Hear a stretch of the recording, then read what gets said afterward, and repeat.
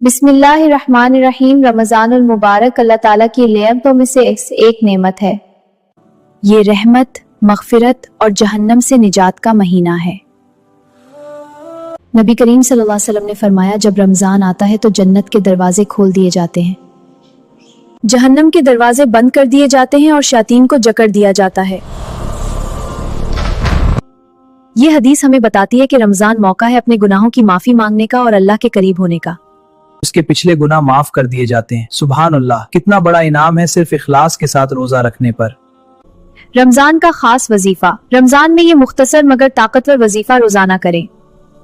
अस्तगफिरुल्लाह रब्बी मिन कुल्लि ज़ंब व अतूबु इलैह या गफूर या रहीम। सहरी के वक्त 11 मरतबा दुरूद पाक पढ़ें। ये मामूल इंशाअल्लाह रिज़्क में बरकत, गुनाहों की माफी और दिल की सुकून का जरिया बनेगा।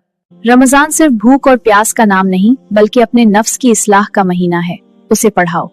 आए इस रमजान को अपनी जिंदगी का बेहतरीन रमजान बनाएं। अल्लाह ताला हमें अमल की तौफीक अता फरमाए। आमीन।